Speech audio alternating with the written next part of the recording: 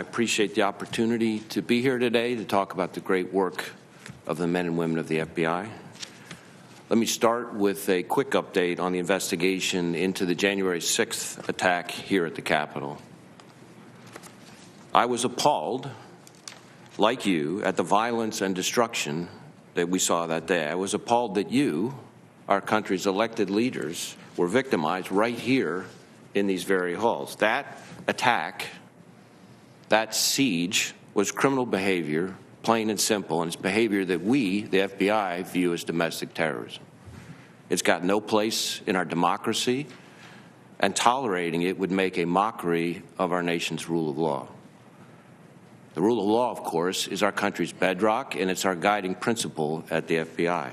That's why the FBI has been working day and night across the country to track down those responsible for the events of January 6th and to hold them accountable. We're chasing down leads, we're reviewing evidence, combing through digital media to identify, investigate, and arrest anyone who broke the law that day. And our greatest partner in this investigation has been the American people themselves, your constituents. Citizens from around the country have sent us more than 270,000 digital media tips. Some have even taken the painful step of turning in their friends or their family members. But with their help, we've identified hundreds of suspects and opened hundreds of investigations in all but one of our 56 field offices.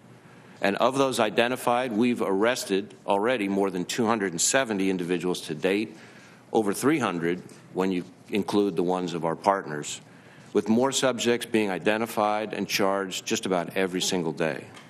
The FBI is committed to seeing this through, no matter how many people it takes or how long or the resources we need to get it done, because as citizens, in a sense, we're all victims of the January 6th assault, and the American people deserve nothing less.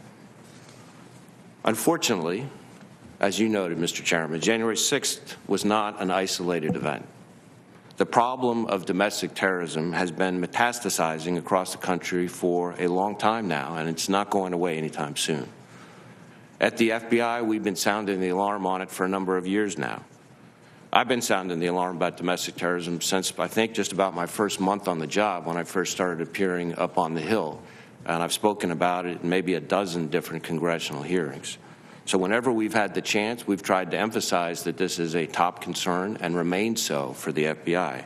In fact, we viewed it as such a critical threat that back in June of 2019, under my leadership, we elevated racially and ethnically motivated violent extremism to our highest threat priority, on the same level with ISIS and homegrown violent extremists, where it remains to this day. Now, I'm sure we're going to cover a lot of ground today, but let me make one thing clear. The FBI will not tolerate agitators and extremists who plan or commit violence, period. And that goes for violent extremists of any stripe.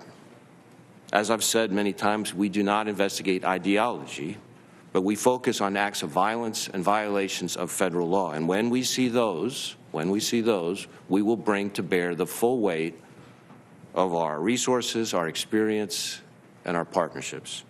And when domestic violent extremists use explosive devices, when they attack government facilities and businesses, when they assault law enforcement officers, when they use violence to interfere with the lawful operation of our government, they should expect the FBI to come knocking on their door, no matter where they try to run.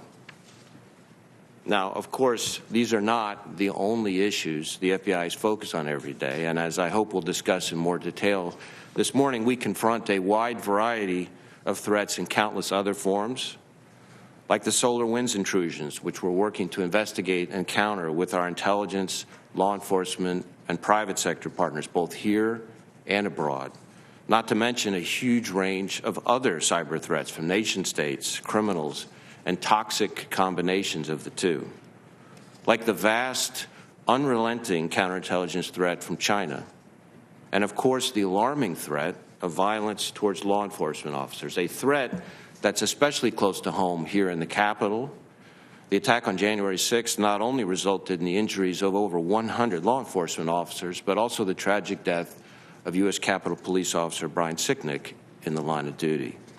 The threat of violence to law enforcement is also deeply personal for us at the FBI. Just 1 month ago today, 2 of our special agents, Laura Schwarzenberger and Dan Alfin, were tragically killed in the line of duty, and 4 more of our agents shot or wounded, all while serving a search warrant. And I can tell you that there is nothing more devastating, more heartbreaking than the loss of our own. The loss of 2 special agents who not only bravely did what I consider one of the hardest jobs in the FBI, investigating crimes against children, but who were also each parents of young children themselves, of their own, a wife, a husband, and cherished members of their communities. And I know a number of members of Congress, including a number on this committee, reached out and offered their condolences and offerings of support, and I want you to know how much that means to the FBI and how much it means to me personally. Special Agents Laura Schwarzenberger and Dan Alfin sacrificed their lives that day, like far too many of our law enforcement brethren also killed in the line of duty. Their ultimate sacrifice was not in vain. It was to protect the American people, it was to protect each of us. And it's why no matter what comes our way, our work to safeguard the rule of law, to protect the American people, and to uphold the Constitution goes on and will never stop.